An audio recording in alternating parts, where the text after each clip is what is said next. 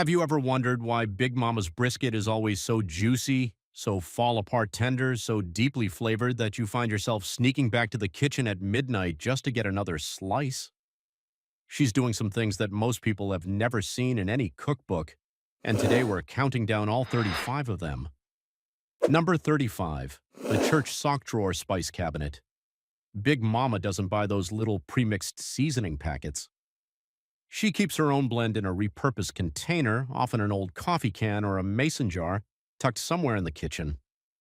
For brisket, she combines seasoned salt, garlic powder, onion powder, smoked paprika, black pepper, and a pinch of cayenne.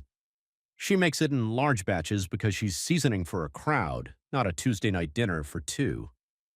This custom blend means every single surface of that brisket gets a consistent hit of flavor. The reason it works is that each of those spices plays a role.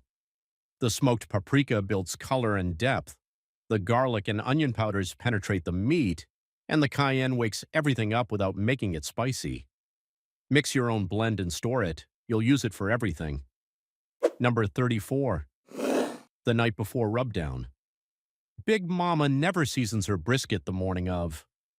She does the rubdown the night before, wraps the meat tightly in plastic wrap, and lets it sit in the refrigerator overnight. When you apply a dry rub and give it time, the salt draws out a little moisture. Then that moisture reabsorbs back into the meat along with all those fat-soluble aromatics. By the time morning comes, the seasoning has moved past the surface and worked its way deeper into the muscle fibers. This is called dry brining, but Big Mama didn't need a culinary term for it. She just knew it tasted better when she let it rest. Apply your rub at least 12 hours before cooking. Overnight is better. Number 33. Mustard as the secret glue. Before that dry rub goes on, Big Mama coats the entire brisket in a thin layer of yellow mustard. Not Dijon, not stone ground. Plain yellow mustard from the big bottle she keeps in the refrigerator door. The mustard acts as a binder, giving the dry rub something to grip onto so it doesn't fall off during the long cook. Here's the brilliant part, though. The mustard flavor almost completely disappears during cooking. What's left behind is a subtle tang that makes people think the meat is just incredibly well seasoned without knowing exactly why. Don't skip this step. Coat every inch of that brisket before the rub goes on. Number 32, the cast iron sear. Before that brisket ever goes into the oven or the smoker, Big Mama gives it a hard sear in a cast iron skillet with a little bit of oil. She gets that pan screaming hot and sears the fat cap side first, then all four edges. The Maillard reaction, which is the browning of proteins under high heat, creates hundreds of flavor compounds that simply cannot form any other way. That brown crust is not just visual, it's concentrated flavor. The fat cap seared first means the fat starts rendering immediately, and those rendered drippings get used later. Cast iron holds heat evenly and gives you a better crust than any nonstick pan ever could. Get it hot, sear it hard, and don't move it until it releases naturally. Number 31. Using the sear drippings. After that sear, Big Mama doesn't wipe out that cast iron. She pours off the excess but leaves the browned bit stuck to the bottom of the pan. She deglazes with a little beef broth or even water, scraping up every single one of those caramelized pieces. That liquid goes right into the roasting pan or the braising vessel with the brisket. Those brown bits are called fond, and they are pure, concentrated beef flavor. Nothing gets thrown away in Big Mama's kitchen. Not drippings, not fond, not anything that can add flavor to what she's cooking. Number 30. The Holy Trinity base. At the bottom of every roasting pan Big Mama uses for brisket, there are three things before the meat ever goes in: roughly chopped onions, celery, and bell peppers. In Black Southern cooking, this trio of aromatics forms the base of everything from gumbo to pot roast. As the brisket cooks low and slow, these vegetables break down completely and melt into the braising liquid, creating a naturally sweet and savory foundation that store-bought broth can never replicate. The sugars from the onions caramelize, the celery adds an herby bitterness that balances richness, and the bell pepper brings a subtle sweetness. Chop them rough because they're going to dissolve anyway. Number 29. The Worcestershire splash. Big Mama hits her brisket with a generous pour of Worcestershire sauce, both as part of the marinade and in the braising liquid. Worcestershire is loaded with umami compounds from fermented anchovies, tamarind, and molasses. It amplifies the meatiness of the brisket without tasting like anything specific.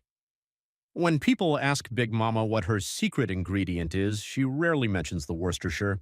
It's one of those background players that makes everything taste more like itself. Add 2 to 3 tablespoons directly to the braising liquid and an additional splash to the dry rub mixture itself. Number 28. Liquid smoke for the oven crew.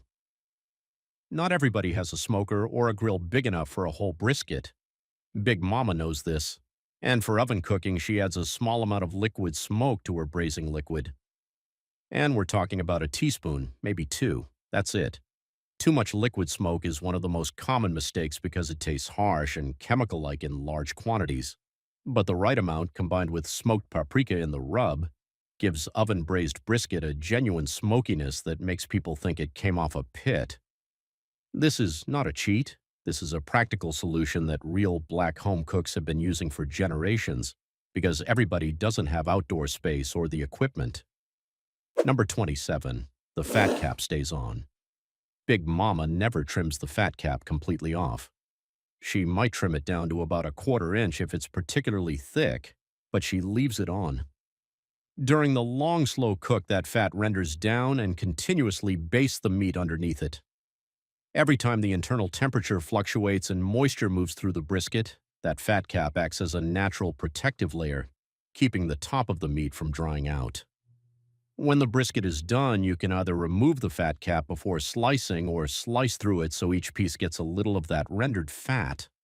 Both are correct. Removing it entirely before cooking is the mistake. Number 26. Cooking fat side up. Related to the fat cap, Big Mama always positions her brisket fat side up in the roasting pan. As the fat renders, it drips down through the meat instead of pooling on the bottom of the pan. Gravity becomes a self-basting tool. Fat carries flavor compounds that are fat-soluble, meaning they only dissolve in fat, not in water. As the fat melts and travels downward through the brisket, it carries all of those dissolved flavor molecules with it. This is a small change in positioning that makes a significant difference in how juicy and flavorful the final product is. Number 25. The foil tent seal. When Big Mama puts the brisket in the roasting pan and covers it, she doesn't just lay foil on top loosely. She crimps and seals that foil tightly around the edges of the pan, creating what is essentially a sealed steam environment inside. The moisture from the braising liquid and from the meat itself cannot escape, which means it keeps cycling back down onto the brisket. This is an oven version of what a pressure cooker or a Dutch oven does. It creates a humid, pressurized microenvironment that breaks down collagen faster and more completely than a loosely covered pan ever could. Press those foil edges down tight. Number 24. The low and slow temperature. Big Mama cooks her brisket at 275 degrees Fahrenheit, not 325, not 350. She has time and she uses it. At lower temperatures, 2 things happen that simply cannot occur at higher heat. First, the collagen in the connective tissue of the brisket converts to gelatin gradually and completely. At higher temps, the exterior overcooks and dries out before the interior collagen has time to fully convert. Second, the muscle fibers contract more slowly at lower heat, squeezing out less moisture. The result at 275 degrees is meat that falls apart because the structure has completely broken down, not meat that falls apart because it's dried out. These are very different outcomes, and Big Mama knows which one she wants. Number 23. The overnight low cook. For really special occasions, Big Mama puts the brisket in the oven at around 225 degrees before she goes to bed and lets it cook all night. She wakes up to a house that smells like she's been cooking for days because she has been. This extremely low-temperature overnight cook is one of the reasons her brisket is so legendarily tender. The collagen has had 8 to 10 hours at low heat to convert completely. There is almost no risk of overcooking at 225 because the temperature is so far below the point where muscles seize up and dry out. Time replaces effort here, And Big Mama figured that out long before any chef wrote it in a cookbook. Number 22. The anointing oil. Yes, really, this one might surprise you. Some Black grandmothers, particularly those who are deeply connected to their church community and their faith, literally pray over their food before and during cooking. Before you scroll past this one, there's actually a practical element attached to it. The ritual of pausing, being intentional, and checking on the brisket at regular intervals means Big Mama is basting, tasting, and adjusting throughout the cooking process, rather than putting it in and forgetting it. Her spiritual practice creates attentive cooking habits. Whether you share her faith or not, basting every 45 minutes to an hour and tasting the braising liquid throughout is a practice that produces better brisket. The intention matters. Number 21. Coffee in the braising liquid. Big Mama brews a strong pot of coffee and pours about a cup into the braising liquid. Coffee contains hundreds of flavor compounds, and its slight bitterness balances the richness and fat of brisket in a way that nothing else quite replicates. It also adds a deep brown color to the braising liquid that transforms into a stunning dark sauce.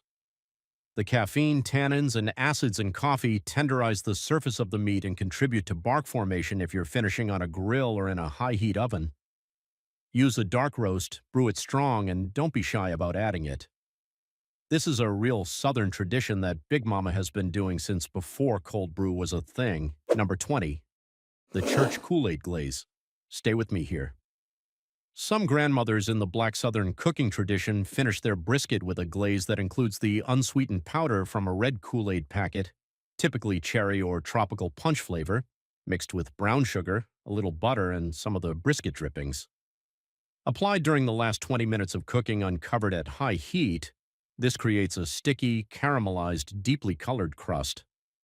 The citric acid in the Kool-Aid acts as a tenderizer on the surface, and the sugar creates incredible caramelization. It sounds unconventional, and it absolutely is, but it produces a bark that looks like it came off a competition smoker. Big Mama has been doing this since Kool-Aid was a nickel a packet. Number 19. The Sunday dinner time management system. Big Mama doesn't stress herself out on Sunday morning trying to get the brisket ready before church. She starts it Saturday. This is not laziness. This is genius. Brisket that is cooked, rested, and then refrigerated overnight and reheated the next day is actually better than brisket served immediately after cooking. The resting period allows the braising liquid to fully penetrate the muscle fibers, and the reheating process gives you one additional opportunity to add flavor. Slice it cold when you reheat it in the braising liquid, and it absorbs even more of that liquid than it would hot. Make your brisket the day before. This is not a shortcut, it is the correct method. Number 18. The leftover drippings jar. After the brisket comes out of the pan, Big Mama pours every single drop of drippings and braising liquid into a jar. She refrigerates it overnight, and the next day there's a solid layer of fat on top that she skims off. What remains underneath is liquid gold. It's a naturally gelatinous, intensely flavored beef stock that she uses as a sauce for the reheated brisket, a base for greens, a flavoring for rice, or a starting point for the next batch of gravy. Nothing leaves that kitchen wasted. The drippings from one brisket can flavor an entire week's worth of cooking in a Black Southern household. Number 17. Slicing against the grain every single time. Big Mama knows which direction the muscle fibers of the brisket run, and she slices perpendicular to them every single time. Brisket is made up of long muscle fibers, and if you slice with the grain, you're biting through long ropes of those fibers, which creates a chewy, stringy texture. Slicing against the grain cuts those long fibers into short segments, which are dramatically easier to chew and feel more tender in your mouth. The brisket doesn't actually get more tender when you slice correctly. Your perception of tenderness changes because the bite length of each fiber is shorter. Big Mama's brisket feels fork tender partly because of how she cuts it. Number 16. The sweet tea marinade. Big Mama sometimes marinates her brisket in sweet tea for a few hours before the dry rub goes on. The tannins in black tea are natural tenderizers that break down the surface proteins of the meat. The sweetness from the sugar creates a subtle base note of caramel flavor that develops beautifully during the long cook. Sweet tea is such a foundational element of Black Southern culture that it makes perfect sense it would find its way into the cooking as well. Brew 2 cups of very strong black tea. Add your sugar while it's hot, let it cool, and submerge the brisket for 2 to 4 hours before proceeding with your normal prep. Number 15. The vinegar spritz technique. During cooking, if Big Mama is doing her brisket on a grill or a smoker, she spritzes it every hour with a mixture of apple cider vinegar and water, usually 50-50. Apple cider vinegar keeps the surface of the brisket moist during smoking, prevents the exterior from drying out before the interior is done, and contributes to that beautiful mahogany bark. The acidity also reacts with the smoke particles, helping them adhere to the surface more effectively. Apple cider vinegar is an absolute staple in Black Southern cooking for everything from collard greens to potato salad, so it was natural that it made its way to the smoker as well. Number 14. The onion soup packet protocol. Big Mama keeps a few packets of Lipton onion soup mix in her pantry at all times. For brisket, she mixes an entire packet into the braising liquid and sometimes presses some of the dry mix into the meat along with her rub. Lipton onion soup mix is essentially a pre-made umami bomb containing dried onions, beef extract, salt, and monosodium glutamate, which is one of the most effective flavor enhancers known to food science. Big Mama didn't know what glutamate was, but she knew the packet made everything taste better. This combination creates a savory depth in the braising liquid that would take hours to build from scratch. Number 13. The oxtail stock upgrade. When Big Mama wants her brisket braising liquid to be truly extraordinary, she uses homemade oxtail stock instead of store-bought beef broth. Oxtail is incredibly collagen-rich, and when you simmer oxtail bones for several hours, you get a stock that is thick, rich, and naturally gelatinous. Using that as your brisket braising liquid means your final sauce will have a body and richness that no store-bought product can match. Oxtail is a staple of Black Southern and Caribbean cooking traditions, and this cross-utilization of techniques is a beautiful example of how resourceful home cooking produces extraordinary results. Number 12. The foil rest. When Big Mama's brisket comes out of the oven, she does not cut into it immediately. She wraps it tightly in a double layer of foil and lets it rest for at least 1 hour. During cooking, the muscle fibers tighten and squeeze the juices toward the center of the meat. During resting, those fibers relax and the juices redistribute evenly throughout. If you cut into a brisket immediately after cooking, you will lose a significant amount of juice on the cutting board. Let it rest, and those juices stay in the meat where they belong. 1 hour minimum, 2 hours if you can stand the wait. Number 11. The brown sugar and butter baste. During the last 30 minutes of uncovered high-heat cooking, Big Mama mixes melted butter with brown sugar and spoons it over the top of the brisket repeatedly. This creates an almost lacquered surface that is both beautiful and delicious. The brown sugar caramelizes under high heat into complex bittersweet compounds. The butter adds richness and helps the sugar adhere evenly to every surface. Together, they create a sticky, deeply colored crust that locks in the final layer of moisture and adds a dimension of sweetness that contrasts perfectly with the savory, smoky interior. Number 10. The jalapeno edition. Big Mama adds 2 or 3 whole jalapenos to her braising liquid. She doesn't slice them open. She leaves them whole. Whole jalapenos cooked low and slow for hours release a mild, gentle heat that distributes evenly through the braising liquid without making the brisket spicy in an aggressive way.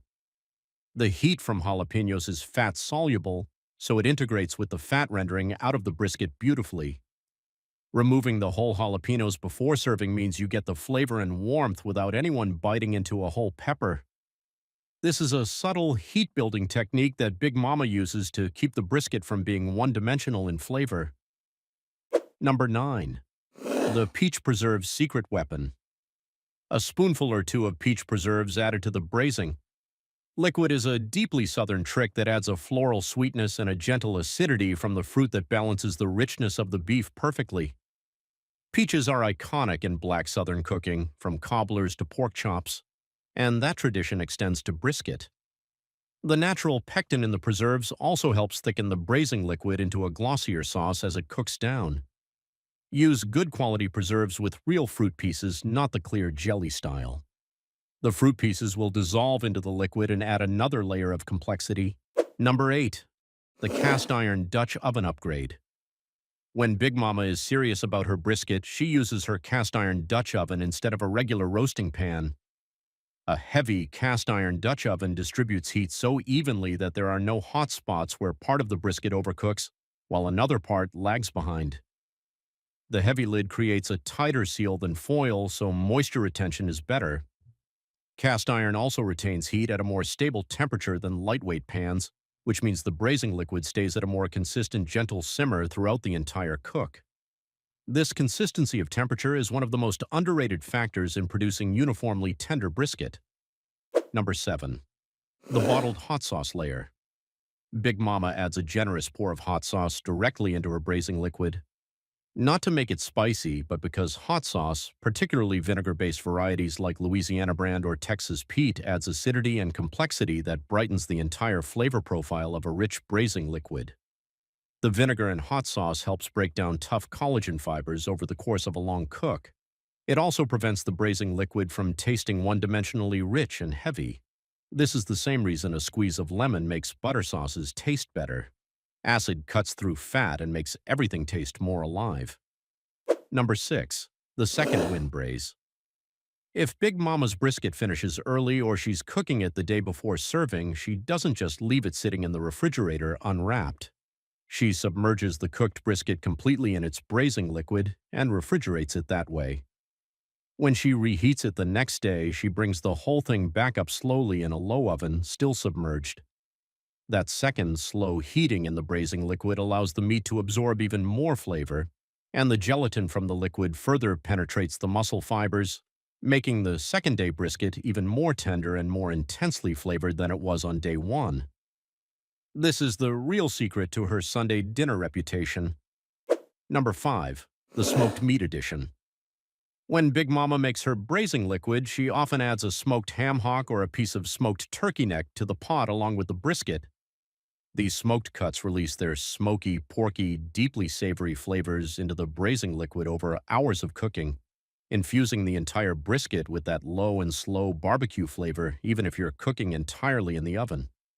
Smoked turkey necks in particular are a staple of Black Southern cooking as a flavoring agent used in greens, beans, and braises. Their contribution to a brisket braise is transformative.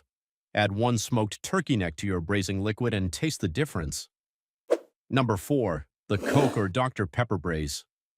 Big Mama adds a can of Coca-Cola or Dr. Pepper to her braising liquid.